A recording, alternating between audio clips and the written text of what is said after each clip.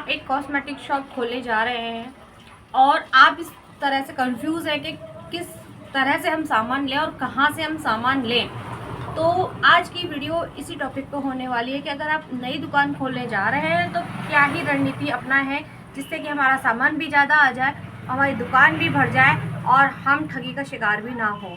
तो वीडियो पूरी देखना, इसके बिल्कुल मत करना क्योंकि एक पॉइंट काम का है। तो बने रहे हमारी वीडियो हमारे साथ। तो आज करते हैं डिस्कस इसी टॉपिक पर।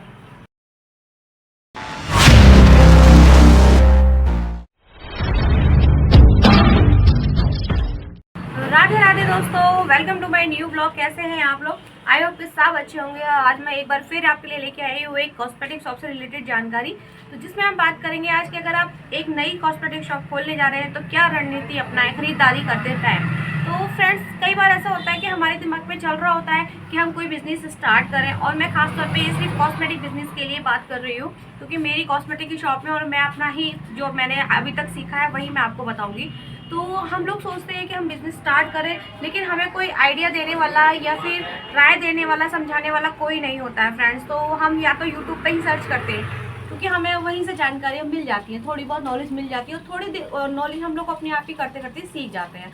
तो फ्रेंड्स, अगर आप नई दुकान खोलने जा रहे हैं और आपका बजट जो भी है, आप दिमाग में चल रहा है कि हम सामान कहाँ से लें, जाना कहाँ ठीक है कहाँ नहीं है, बहुत सारा आपका मतलब बहुत ज़्यादा अपसेट हो, तो मैं बताना चाहूँगी, आपकी जो प्रॉब्लम है थोड़ा सॉल्व करना चाहूँगी।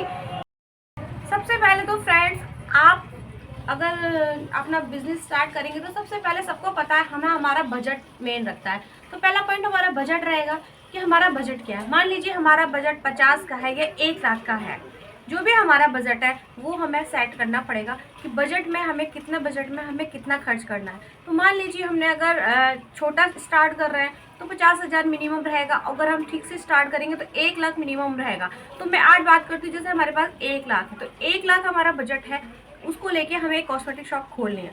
प्लस उसमें हमारा सामान में फर्नीचर भी आएगा, उसी में हमें सब कुछ सेट करना होता है। तो थोड़ा तो हम फर्नीचर के लिए रखेंगे पैसा और थोड़ा सा सामान के लिए हम निकाल के रखेंगे।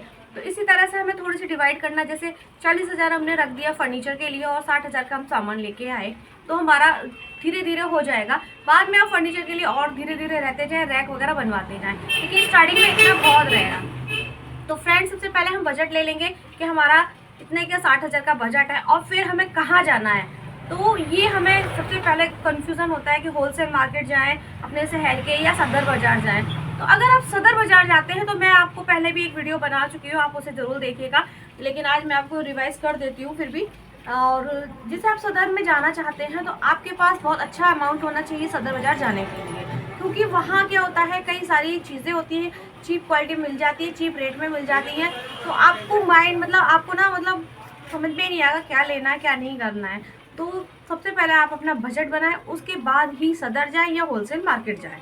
तो ये आपके बजट पर डिपेंड करता है। ज़्यादा लेना है, ज़्यादा पैसा है तो आप सदर जाइए, और आप कम पैसे में वैरायटी बनाने चाहते हैं तो आप अपने लोकल मार्केट से ही सामान खरीदें। तो फिर सेकंड नंबर पे हमारा बजट के बाद आता है लिस्ट का। तो हमें क्या लेना है, कितना सामान लेना है और अपनी दुकान पर हमें क्या क्या रखना है। फ्रेंड्स, तो इसे करने के लिए हमें अपनी लिस्ट तैयार करनी पड़ेगी कि हमें कितना प्रोडक्ट किस रेट में लेना है, कौन कौन सा आइटम लेना है, किस किस कंपनी का प्रोडक्ट लेना है, ये हमें एक लिस्ट तैयार करके ले जानी पड़ेगी। क्योंकि जब भी हम बाज़ारों में जाते हैं तो हमारा लिख के तो हम कुछ लेके जाते हैं, लेकिन वो लिस्ट कभी निकल ही नहीं पाती है, वो जेब में ही रह जाती है। मैं अपना एक्सपीरियंस बता रही हूँ, जितनी भी बार मैं बाजार जाती हूँ मेरी लिस्ट हमेशा जेब में रह जाती है, क्योंकि वहाँ इतना सारा सामान दिखता है, ये भी लो तो समझ में ही नहीं आता, तो लिस्ट हमारी रह ही जाती है। तो इस बात का विशेष ध्यान रखें कि अपनी प्रोडक्ट की लिस्ट बनाएं और थोड़ा थोड़ा लाएं, लेकिन सारा प्रोडक्ट लिस्ट अपना सारा प्रोडक्ट की हो। काजल है, श्रृंगार का पूरा सामान है, मेकअप का पूरा सामान है, ज्वेलरी है, हम उसका लिस्ट बना के रखें तो आपको वैरायटी बनाने में इजी हो जाएगा। तो फ्रेंड्स, थर्ड पॉइंट पे आते हैं हम। थर्ड पॉइंट है हमारा, जब हम अपने मार्केट में शॉपिंग करने जाते हैं तो अपने माइंड को बिल्कुल शांत रखें, मतलब माइंड को इतना सेट करके रखें कि बस हमें ये ही लेना है और नहीं लेना है। क्योंकि अभी मैंने जैसे बताया आपको, जब इतनी सारी चीज़ें दिखती हैं तो हमारा दिमाग बहुत ख़राब हो जाता है कि हमें क्या लेना चाहिए। सपोज़ कि हम रहे थे नेल पेंट लेने, लिपस्टिक लेने और बिंदिया लेने और ये लेने, और ले आए हम सारी हेयर एक्सेसरीज, क्योंकि हमें ये भी अच्छी लग रही थी, ये भी अच्छी लग रही थी, ये भी अच्छी लग रही थी। तो हमें ऐसा नहीं करना है, हमारा पैसा वेस्ट हो जाएगा। इसलिए जो मैंने पॉइंट बताया है कि आप अपना बजट रखें, लिस्ट रखें, और उसके बाद माइंड सेट, ये तीनों इम्पोर्टेंट चीज़ें हैं, क्योंकि इनके बिना हम शॉपिंग नहीं कर पाएंगे। अपना लिस्ट निकालें, उसके अकॉर्डिंग देखें हमने इस पर कितना प्राइस वो रखा है, उसी अकॉर्डिंग उस पर शॉपिंग करें। ऐसा ना करें कि कुछ भी देखें, कुछ भी ले लें और आप कुछ भी ना ले पाएँ। समझ में आ गई होगी आई होप। मतलब कहने का मेरा यह है कि वहाँ इतनी सस्ती सस्ती चीज़ें भी मिलती हैं और चीपेस्ट चीज़ें भी मिलती हैं कि आप मुश्किल में पड़ जाओगे। अरे सस्ती तो है ले लो, अरे सस्ती तो है ले लो। इस तरह से करके आपका बजट खराब हो जाएगा सारा, और जो आप लेना चाहते हो वो नहीं ले पाओगे, क्योंकि ये चीज़ें बहुत होती है। और आप सदर बाज़ार चले गए ना, तो सच में आपके साथ इस तरह से चीज़ें हो जाएंगी, कब आपका 50-60 हज़ार रुपया ऐसे चला गया आपको पता भी नहीं लगेगा, क्योंकि वहाँ सारा ओपनली ऐसे खुला हुआ बाजार होता है, फुटपाथ पे भी होता है, दुकानों पे भी होता है, और इतना इस तरह से बताते हैं कि आपको लगेगा कि क्या है, इतने का है, ले लेते हैं, कोई बात नहीं, वो भी ले लेंगे। धीरे धीरे करके आपकी इतनी वैरायटी हो जाएंगी उसी चीज़ की कि उसी में पैसा वेस्ट हो जाएगा। तो माइंड सेट रखें कि हमको 10 वाली नेल पेंट लेनी है, 20 वाली लेनी है और 40 वाली लेनी है। उसमें बिल्कुल कंफ्यूजन ना रहे कि 60 भी ले ले, 50 वाली भी ले ले, 5 वाली भी ले ले, कितनी भी ले, ऐसे बिल्कुल कंफ्यूज ना हो। मैं सिर्फ एग्जांपल बता रही हूँ। तो आपको माइंड सेट करके चलना पड़ेगा, क्योंकि खरीदारी करते टाइम पर ये बहुत ज़्यादा इंपॉर्टेंट चीज़ है कि आपका माइंड बिल्कुल सेट होना चाहिए कि हमें यही लेना है बस। फ्रेंड्स, 4th नंबर पे हमारी क्वालिटीज़ आती हैं, जैसे कि वही चीज़ हमारी 10 रुपये की भी आ रही है और वही चीज़ हमारी 20 रुपये की भी आ रही है, तो वो दोनों चीज़ हमें रखनी पड़ेंगी। क्योंकि कोई ग्राहक कैसा आता है, कोई ग्राहक कैसा आता है, तो ये भी हमें अपने दिमाग में लेके चलना पड़ेगा कि हमें क्वालिटी में डिफरेंस रखना पड़ेगा कि 50 वाली चीज़ भी रखनी पड़ेगी और 60 वाली चीज़ भी रखनी पड़ेगी। मिनिमम मैं कहना चाहूँगी कि अगर आपकी दुकान पर 10 रुपये की नेल पेंट है तो आप 20 वाली भी रखेंगे, क्योंकि पूजा पाठ में 10 रुपये वाली चल रही है और हम लोग यूज़ में 20, 30, 25, 50 तक की ले लेते हैं आराम से।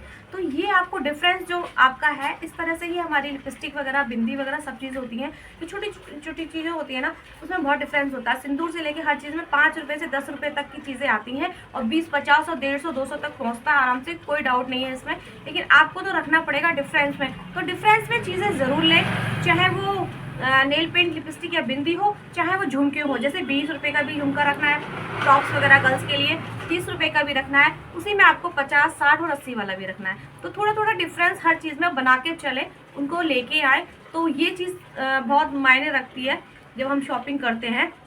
अगर आप इस तरह से माइंड सेट करोगे पूरी तरह से, ये जो मैंने चीज़ें आपको बताई हैं अभी तक, उन चीज़ों पे अगर आप गौर करोगे और अपने दिमाग को सेट करके चलोगे, तो आप चाहे होलसेल मार्केट से सामान लें, चाहे आप दिल्ली सदर से सामान लें, आपको कोई दिक्कत नहीं आएगी और आपकी दुकान आराम से खुल जाएगी और थोड़े से बजट में ही आपकी दुकान भर जाएगी, सामान दिखेगा भी और पैसा वेस्टेज भी नहीं होगा। फिर ना आपको पछताना पड़ेगा कि काश हम ये ले लेते या हम वो ले लेते। क्यों? क्योंकि आप पहले से तैयारी करके गए हो।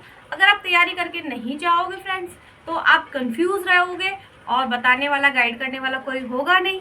जो मन होगा वो लोगे, तो आके आप पछताओगे कि हमें ऐसा नहीं करना था, या जो भी हमारा पैसा वेस्टेज हो गया। तो मतलब थोड़ा सा मन में आ जाता है। तो इस तरह से जो भी खरीदारी करने जाएं, तो ये रणनीति ज़रूर अपनाएं, इससे आपको ज़रूर सफलता मिलेगी। फ्रेंड्स, दिल्ली सदर का सच मैं आपको बता ही चुकी हूँ। मैं वीडियो का आइकन का बटन इधर दे रही हूँ, आप उस वीडियो को ज़रूर देखना, तो आपको उससे नॉलेज हो जाएगी कि मैं क्या कहना चाह रही हूँ दिल्ली सदर बाज़ार के बारे में। और अगर आगे कभी मैं दिल्ली सदर गई तो मैं आपको ज़रूर दिखाऊंगी वहाँ का काला सच क्या है। तो अभी तक के लिए बस मैं ये इन्फॉर्मेशन लेके आई हूँ आपके लिए। अगर आई होप कि अगर मेरी ज़रा सी भी जो बातें हैं उनसे आपको हेल्प मिलती है तो मुझे बहुत खुशी होगी, क्योंकि हर कोई आजकल बिजनेस करना चाहता है और कोई सपोर्ट नहीं करता है। तो बस छोटी सी मेरी थोड़ी सी वो कोशिश है कि जो मैंने चीज़ें करी वो आप अपनाएं तो अच्छा रहेगा, सफल होगे, और कुछ नहीं है। और ऐसी ही वीडियो देखने के लिए मेरा चैनल सब्सक्राइब करना ना भूलें, और वीडियो पसंद आई हो तो लाइक ज़रूर करिए। राधे राधे।